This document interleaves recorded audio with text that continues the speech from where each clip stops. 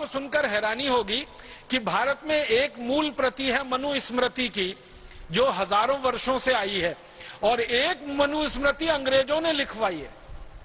आपको मालूम है, हमारे देश में मनुस्मृति की एक प्रति अंग्रेजों ने लिखवाई है, और अंग्रेजों ने इसको लिखवाने में मैक्स मूलर की मदद ली थी। मैक्स मूलर एक जर्मन विद्वान था जिसको संस्कृत बहुत अच्छे से आती थी। उसको कहा गया कि तुम भारत के शास्त्रों को पढ़ो और पढ़कर उनको बताओ कि उनमें क्या है, फिर जरूरत पड़ने पर उसमें रद्दो बदल करेंगे। तो मैक्स मूलर ने मनुस्मृति का अनुवाद किया, जर्मन में किया, फिर अंग्रेजी में अनुवाद हुआ। फिर अंग्रेजों को समझ में आया कि मनुस्मृति तो न्याय व्यवस्था की सबसे बड़ी पुस्तक है और भारत की न्याय व्यवस्था का आधार है, तो उन्होंने मनुस्मृति में ऐसे विक्षेप डलवा दिए ताकि भारतवासियों को भरमाया जा सके और उनको गलत रास्ते पे चलाया जा सके।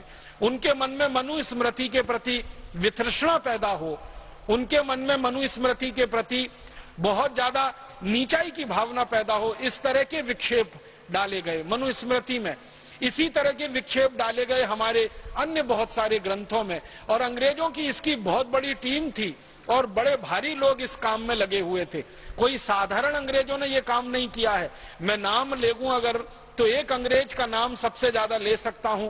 विलियम हंटर नाम का एक अंग्रेज हुआ करता था, जिसने सबसे ज्यादा भारत के इतिहास में विकृति डाली, जिसने सबसे ज्यादा भारतीय शास्त्रों को विकृत किया, जिसने सबसे ज्यादा भारत के पुराने ऋषि महर्षियों के लिखे हुए आप्तवचनों को, वाक्यों को बिल्कुल उल्टा कर दिया।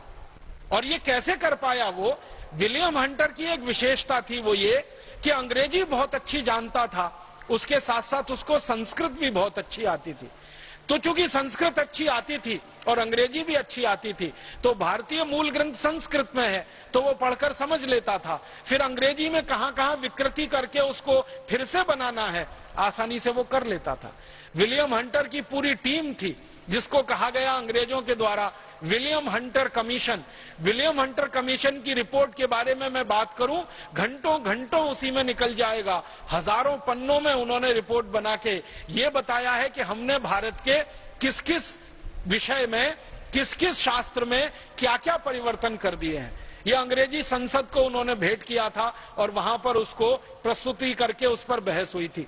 तो अंग्रेजों ने अपने देश में ऐसे बहुत सारे विद्वानों को तैयार करके भारत के शास्त्रों में विक्षेपण कराया, बहुत कुछ ऐसी चीजें भर दी उनमें जो विश्वास करने लायक नहीं है और तर्क पर कहीं ठहरती नहीं है और सूचना के आधार पर पूरी तरह से गलत है। संस्कृत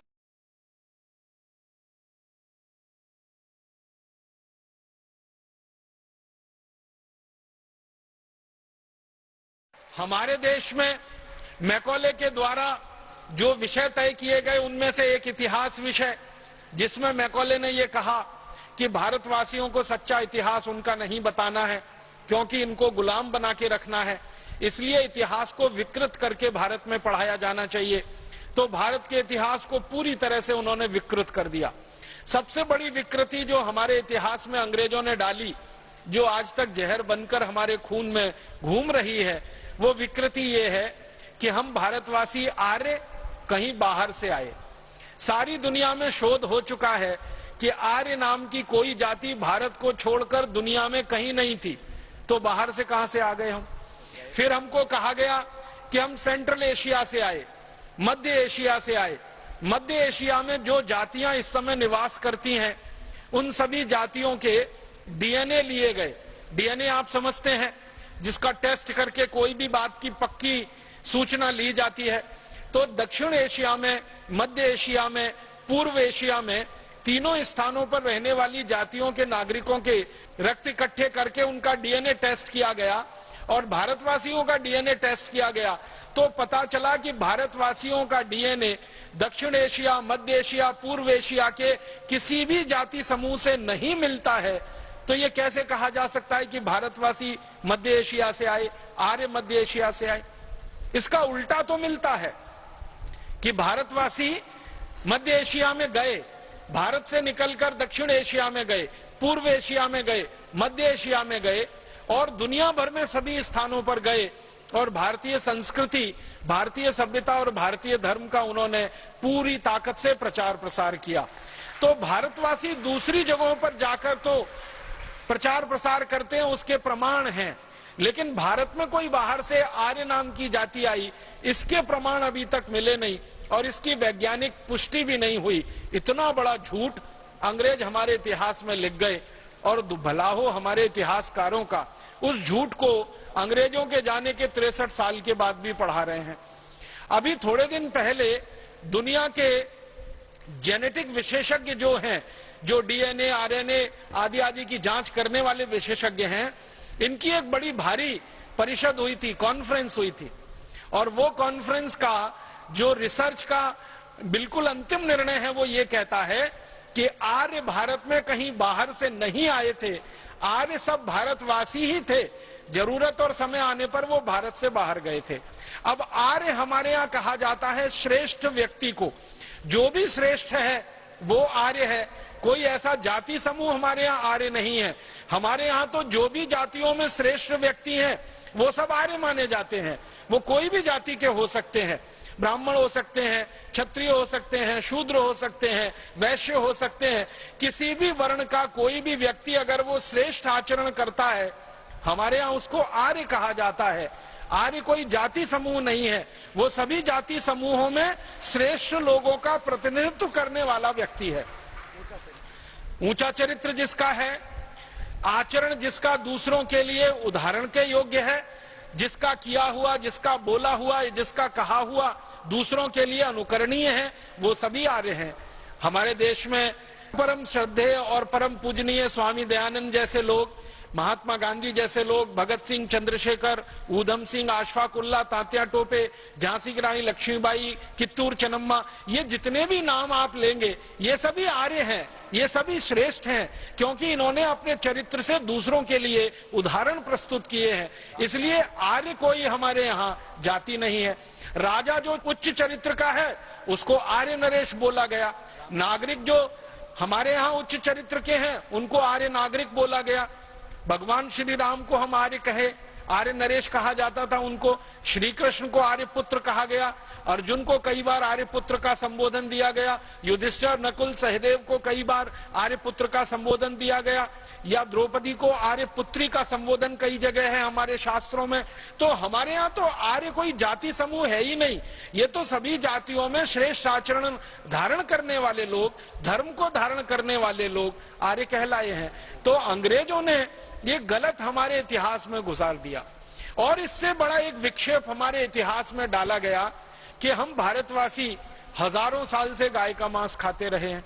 अब हजारों साल से कोई देश गाय का मांस खाता रहा हो, उस देश में गो हत्या को बंद कराने के लिए कोई अपना बलिदान कैसे दे सकता है? फिर एक मिनट के लिए आप ये सोचो कि अगर भारतीय समाज गाय का मांस खाने वाला समाज है तो फिर भारतीय समाज में गोरक्षा का आंदोलन क्यों होना चाहिए?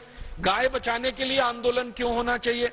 गाय की रक्षा करने के लिए हमारे नागरिकों ने अपना जीवन दिया है, वो जीवन उन्हें क्यों देना चाहिए? हमारे इतिहास में तो एक बहुत बड़ा उदाहरण मिलता है अमर शहीद मंगल पांडे का, जिन्होंने गोरक्षा से आंदोलन की शुरुआत की और देश की आजादी का आंदोलन वो बन गया पूरे भारतवर्ष में, और उसने आग लगा दी पूरे देश को। आप जानते हैं अमर शहीद मंगल पांडे को फांसी हुई थी तो सवाल तो गाय की रक्षा का था। जब मंगल पांडे अंग्रेजी सेना में नौकरी करने के लिए भर्ती हुए बैरकपुर की छावनी में, जो कोलकाता के नजदीक है, उनको किसी ने बता दिया कि आप जो कारतूस मुंह से खोलते हो इसमें गाय की चर्बी लगी होती है, और अगर आप कारतूस मुंह से खोलते हो उसमें गाय की चर्बी लगी होती है तो आप तो गोरक्षा की बात करते हो, फिर ये कैसे होता है? तो मंगल पांडे को तो विश्वास नहीं हुआ। उन्होंने एक अंग्रेज अधिकारी को पूछा जिसका नाम था मेजर जनरल ह्यूसन को मंगल पांडे ने पूछा कि क्या ये बात सच है कि हमको जो कारतूस दिए जाते हैं उस पे गाय की चर्बी लगी रहती है? मेजर जनरल ह्यूसन ने ना हाँ कहा ना कहा। मंगल पांडे ने फिर पूछा, फिर उत्तर नहीं मिला तो उनको गुस्सा आ गया और उनके हाथ में जो बंदूक थी, राइफल थी, उसको उन्होंने चला दिया और ह्यूसन को मार डाला। ह्यूसन की हत्या हो गई। और ये काम मंगल पांडे ने बहुत सोच समझ के किया था, पूरे होशो हवास में किया था और विवेक के साथ किया था। और ये घटना घटित हुई, आप जानते हैं, 29 अप्रैल 1857 को मंगल पांडे को गिरफ्तार करके फिर उनके ऊपर मुकदमा चला। उस पूरे मुकदमे की सुनवाई के दौरान मंगल पांडे ने जो सबसे बड़ी बहस की, उन्होंने अपना वकील नहीं किया था, खुद अपनी बहस की, और उस बहस में वो बार बार ये कहते रहे कि मेरे भारत की जमीन पर अंग्रेज आए, हमारे देश पर उन्होंने कब्जा किया, हमारी गौ माता की हत्या की, हमको गुलाम बनाया, हमारी लूटपाट की, हम ये बर्दाश्त नहीं कर सकते। गाय हमारी मां है और हमारी मां का कोई अंग्रेज कत्ल करे, ये तो मैं बर्दाश्त नहीं कर सकता, इसलिए अंग्रेजों को तो मैं नहीं छोड़ सकता। अगर मुझे आपने जिंदा रखा तो और 2, 4, 5 अंग्रेज अधिकारियों को मैं ऐसे ही मारूंगा जैसे मैंने मेजर ह्यूसन को मारा। इस पर पूरे देश में क्रांति की और बगावत की शुरुआत हुई थी। तो आप जरा कल्पना करो कि जिस देश के नागरिक गाय की रक्षा करने के लिए बलिदान होने को तैयार हैं, गाय कटने से बंद हो, गाय बचे, उसके लिए वो अपना आत्मोत्सर्ग करने को तैयार हैं, उस देश के लोग गाय का मांस कैसे खा सकते हैं? हमारे वेदों में कोई प्रमाण इसका नहीं मिलता। हमारे यहाँ तो उल्टे प्रमाण मिलते हैं कि गाय को अगर कोई मारता है तो उसको मार दिया जाए, गाय को कोई काटता है तो उसके हाथ काट दिए जाएं, गाय को कोई काटता है तो उसके पांव काटे जाएं। हमारे वेदों में, शास्त्रों में इस तरह के उदाहरण मिलते हैं। तो जिन वेदों में, उपनिषदों में, अन्य शास्त्रों में गाय को कत्ल करने वाले को फांसी दी जाए, ऐसे उदाहरण मिलते हो, वहां कैसे संभव है कि गाय की हत्या करने वाले लोग हों या गाय का मांस खाने वाले लोग हों? अंग्रेजों ने ये सारा विक्षेप हमारे शास्त्रों में भरवाया